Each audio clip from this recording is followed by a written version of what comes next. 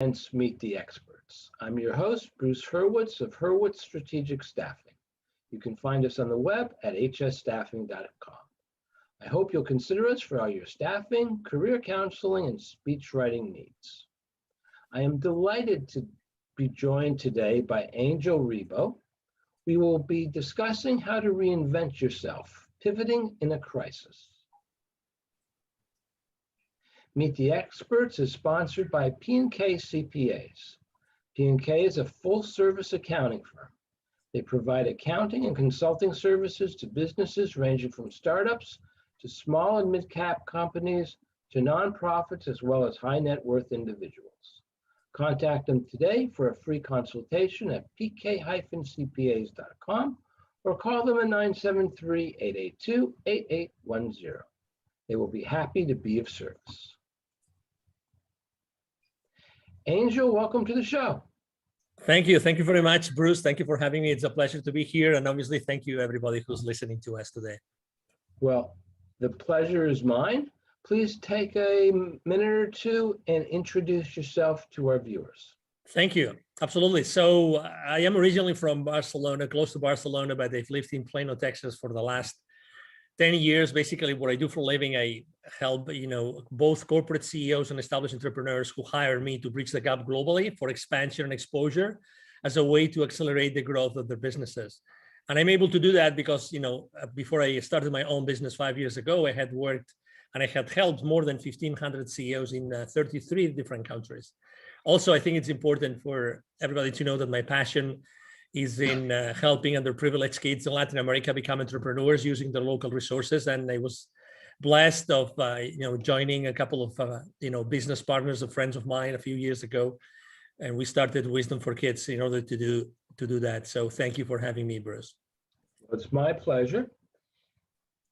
Reinventing yourself and pivoting. How do you define pivot?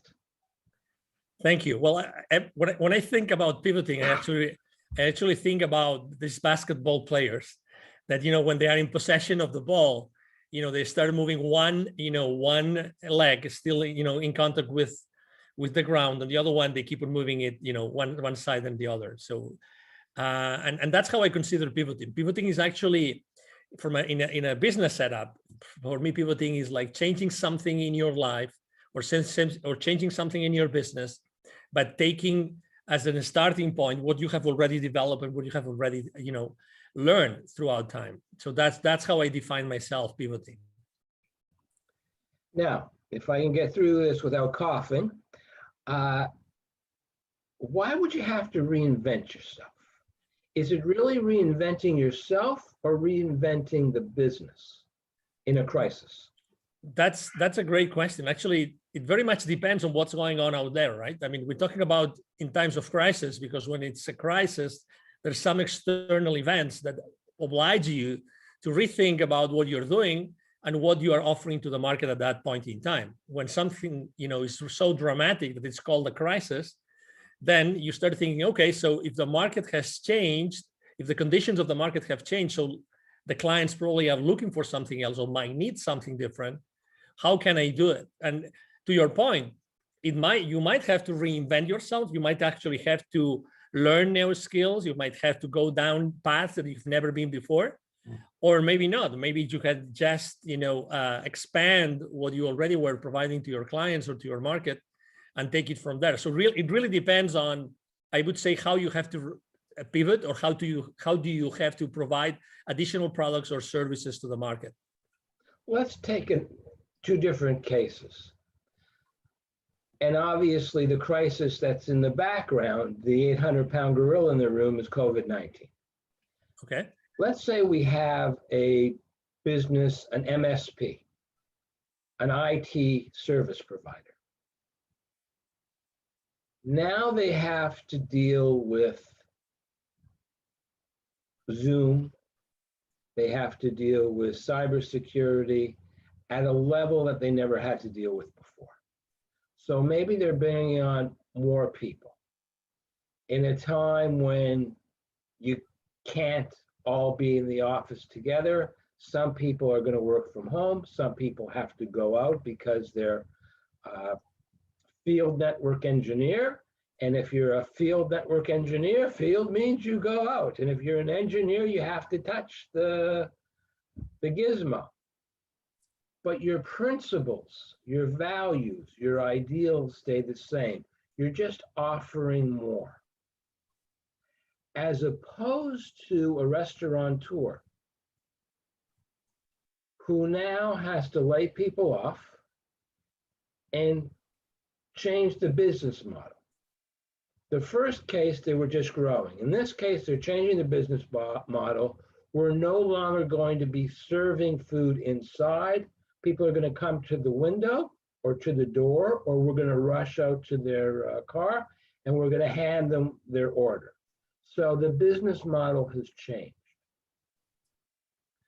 So describe for us the pivot and the reinvention as you see it in both cases. Okay, so great question. I love when the rubber hits the road, Bruce. So I'm enjoying these conversations. In the first case, well, let's not forget, first of all, Bruce, that not everybody likes to do everything. So it could perfectly be that there's an IT services company who's filled, right? Maybe they don't really like to provide the kind of services that the market is requesting. So that's a possibility. But let's say, for the sake of the example, that this IT services company is willing to provide this service to their marketplace, right? So they're going to probably have to learn a little bit more. They will have to learn additional skills because they will have to provide additional services. They might have to hire new people. I always like to consider that every single pivoting has to take into consideration 4 different factors. Number 1, your passion. Do you really want to provide that? Do you really like to do it? Number 2, is there a market for that? Is there a market? Does the marketplace really want that service, right? Number 3, your expertise, and that's why I was mentioning, skills. Do the people around you, do your friends, do your current clients, do your prospects consider that you really know about that subject matter so you can provide this service?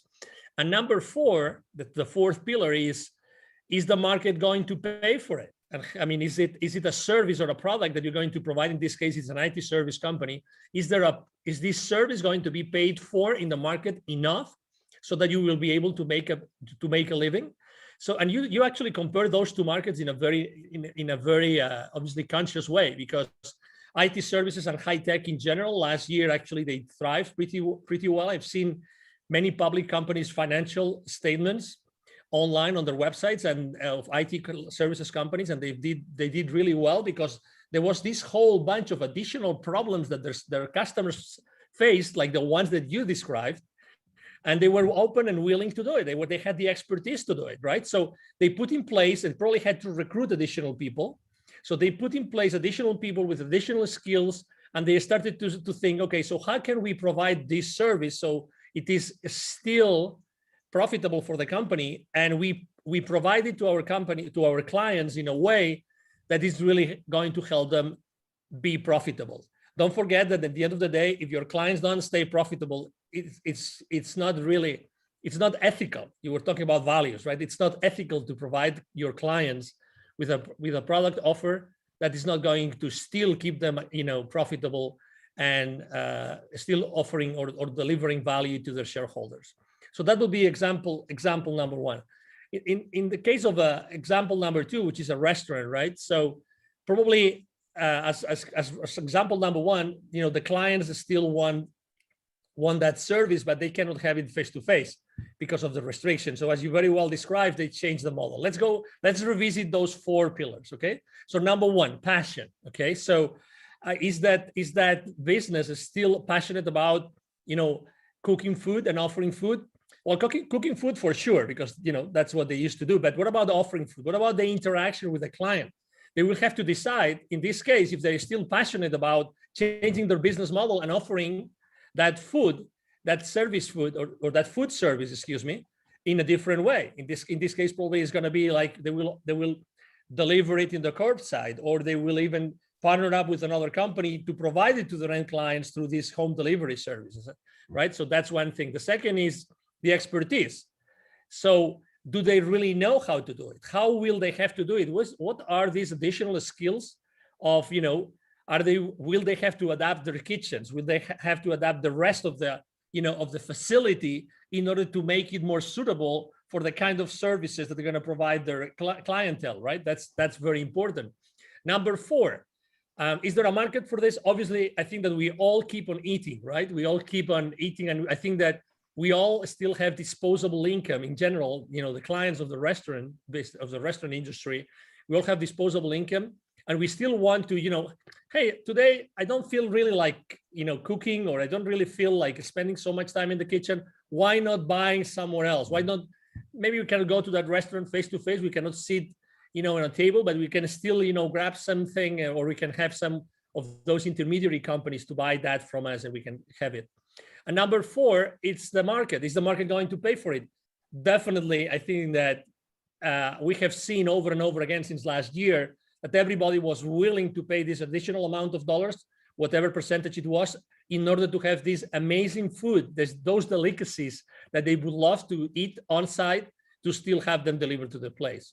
So those would be kind of how would I approach, from a pivoting or reinventing perspective, the times of crisis. Thank you. Now I want to talk about two other things. Of course. Basically, longevity. Continuing with food, we've now become used to delivery services. Yeah. I have 3 blocks over there, a very nice diner that I used to go to occasionally. Okay. Haven't been there since February of 2020. All Okay. right. Next week, I get my second Pfizer shot. From what I've heard, I'm not going to be feeling very well next week.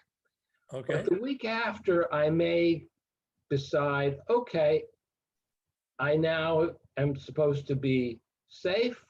I'll go in and I'll get something to eat. First time eating out. But I've also had the necessities of life delivered. For example, a pastrami sandwich. All right, I can't get a pastrami sandwich at the diner. They don't know what pastrami is. It's not good. I tried. Other things are good, not the pastrami. So there's a kosher deli, and I can get it delivered. It costs a little bit more. But there will come a time when people will say, you know what? Let's go out and eat. Let's not get delivered. There are going to be fewer deliveries. On the other hand, I very much like the idea of the supermarket delivering my food so I don't have to carry a lot of heavy bags. That, for me at least, is going to continue indefinitely. You're providing services based on a crisis, and once the crisis is over, how do you keep your clients utilizing those services? Because those services are going to remind you of the crisis, which you want to forget.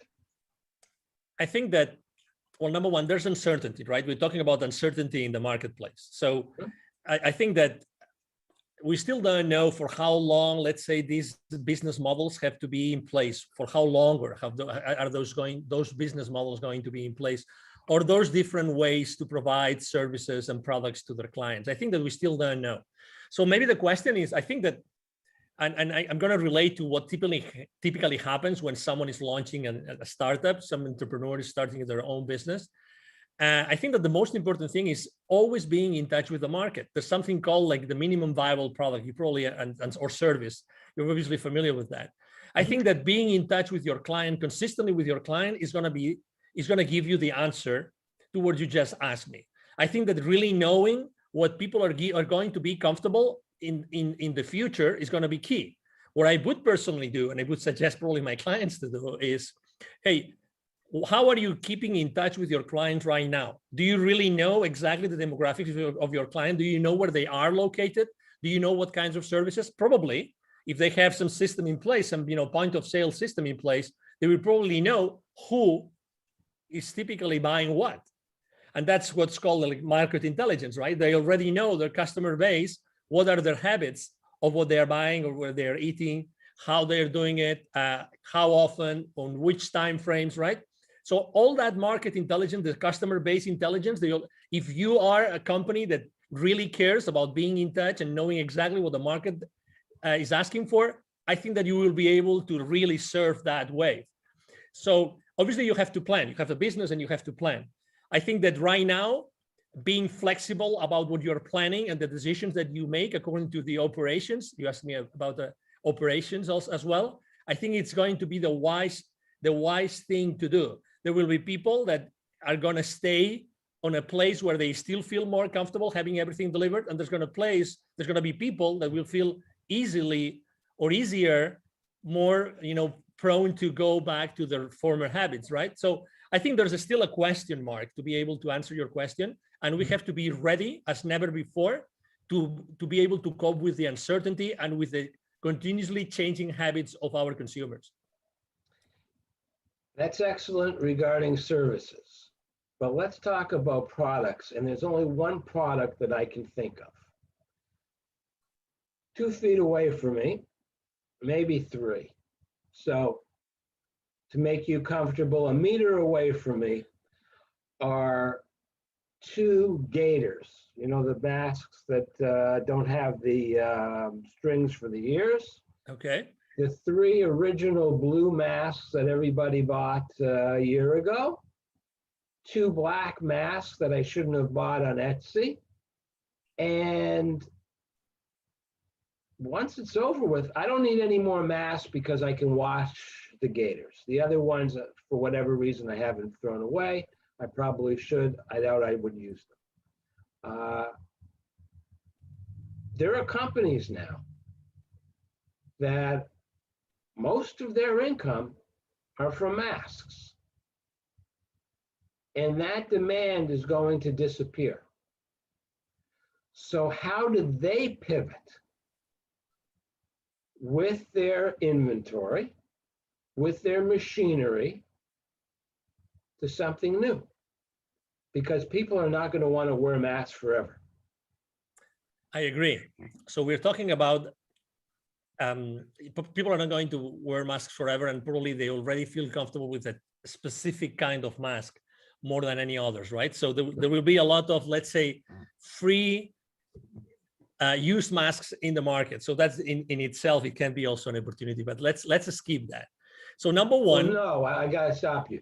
No one in their right mind is going to use a used mask. Yeah. No. Only yes, but somebody else's, no.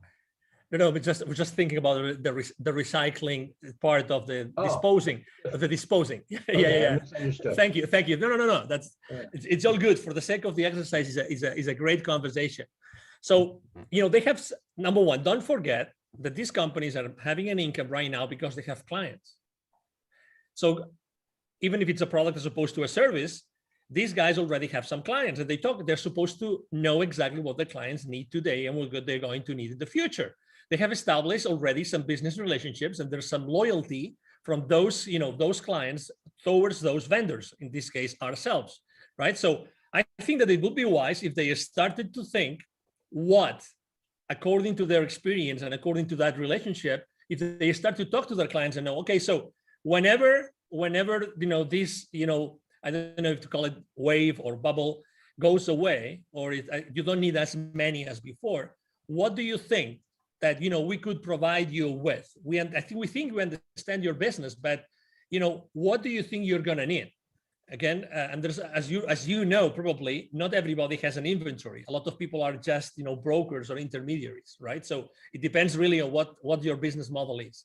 But what I would be doing is, okay, so if I've been able to provide you with this kind of product, okay, what about Mr. Customer? What about this other product that is related, that maybe I can use similar ways for manufacturing it, but it still can provide it still can provide a service. I remember in the beginning of this crisis, we talk about masks today, but we could talk about probably like gels, and many other things that are a lot of different companies, even automotive industry, started to as you remember, manufacturing different products, right, in order to use their spare production capabilities to fulfill the market needs, right? So I think it's gonna be the exact same thing, but the difference is that you made an statement, which is we're not going to need as many masks in the future. So I think that this is a lower level of uncertainty compared to what we said before. So I think that you can plan for a downtrend in the market of a specific product, and you can start thinking about, okay, so my production facility, in case it's my own production facility, how can I repurpose it so that I can try to have the same clients use a different product that can be of service to them moving forward, right? And that's why I think that as far as you really own the relationship with your clients and with your market, you are really in a very good position to pivot and to offer and to manufacture other products that can be of service. The only thing, I'm not trying to be funny here, but I have been able to think of is what else comes with a cloth and a string. And the only thing I could think of were parachutes and bibs. And two more divergent products I can't imagine. Mm-hmm. And I'm not sure that you would want to be in a plane and jump out of the plane knowing that your parachute was manufactured by the company that manufactured the bib that your child wears. All right, but maybe. I agree. As you know, it's a matter of certification, right? You will have to you will have to plan. You will have to have a business plan in place, and you will have to decide if all these additional, things that you have to do in order to be certified to serve, a similar kind of audience with a completely different product. I mean, again, it's a matter of what are the habits, what are the consumption habits of that market that you already have in place, of those clients that you already have in place. But to your point, I mean, nobody will allow you to sell another product unless it's gone through all the different, due diligence or the due diligence process that is necessary. But I think that there has been a lot of creativity and a lot of innovation in the market for the last 12 to 14 months due to the need to serve a different market or a market with different needs. And I think that has really been a very good thing. And I think that entrepreneurs and companies in general, they have learned so much about, the theory of constraints, things like what are the constraints in my business? How every single, business decision impacts the profitability of the company. These kind of things, I think that all those conversations have taken place. They have not taken place in many corporations, but they were a need last year. And I think that has obliged a lot of companies to decide what route to take in many different directions. And I think that all this, thoughtful processes and all those, brainstorming sessions that happened throughout the last year are going to make the companies much more profitable moving forward. I think that business owners and CEOs have become much more conscious of how every single decision impacts and has a consequence on the business profits. The final question, which I ask all my guests, what haven't I asked you that you wish I had asked you? Well, I think that you're a very funny person. I really enjoy the different, cases or questions that you asked me. Probably you should have asked me what's the most funny question anybody has ever asked you. Okay, what's the funniest question anyone has ever asked you? So probably what was the funny question? Besides the comparison that you make with the parachutes, which ranks really high in the list of questions I've been asked. Probably one of the questions is who would be the three people that you would seat on a dinner table. That's probably one of the funniest ones, because I really like to have. That's actually not a funny question. That's a good question. But I will tell you why it's a funny question, because I love so much to eat and to cook. So for me, it's real fun to think about working or thinking about who would I share specific plates.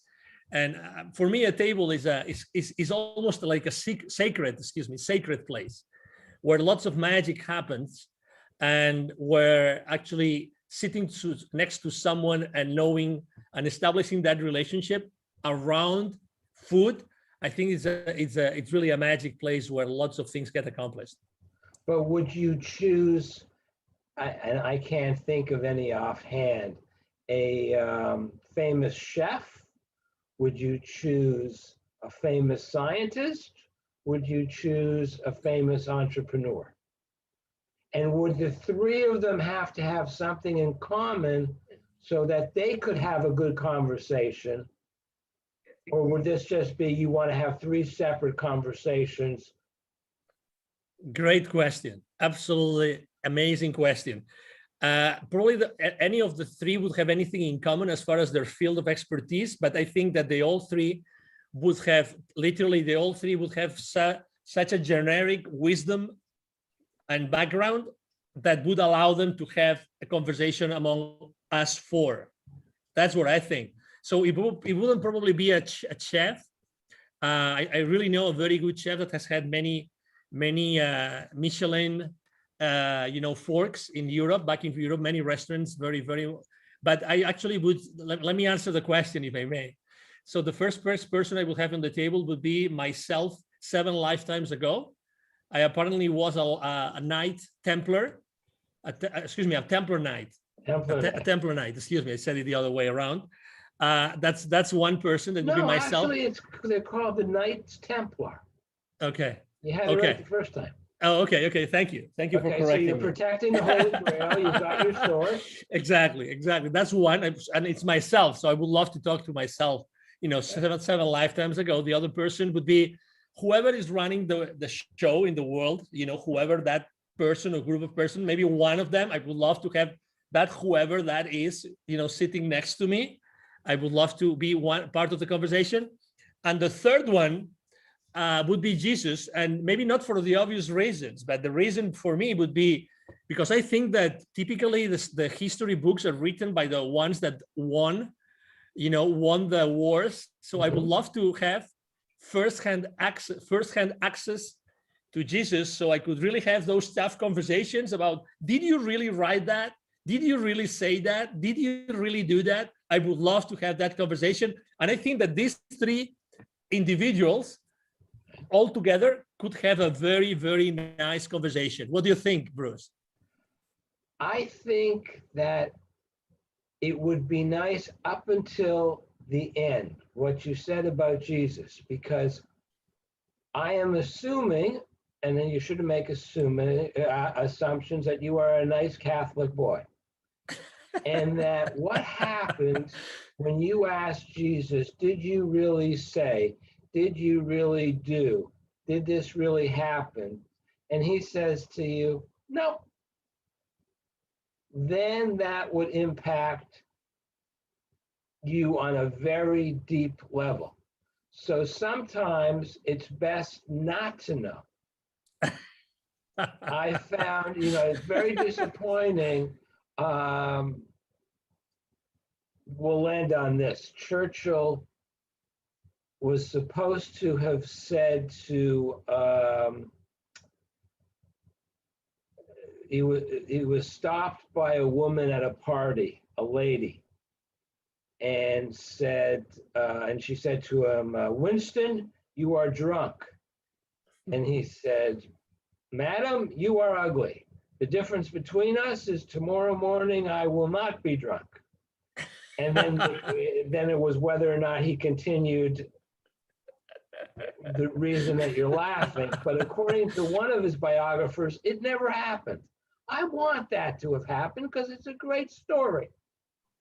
But enough. We've really got an off topic.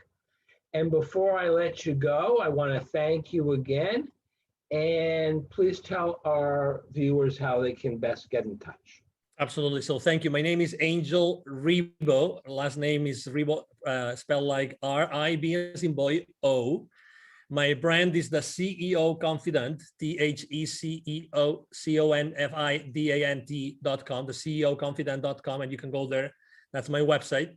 And the easiest way to reach out to me is actually through my email. Either my team or myself, we're going to answer any single email we receive. And my email address is angel@ Angel Ribo, one word, angelribo.com, angel@angelribo.com. And thank you so much, Bruce, for having me. And thank you, everybody, for listening to us. It was my pleasure. I'm Bruce Hurwitz.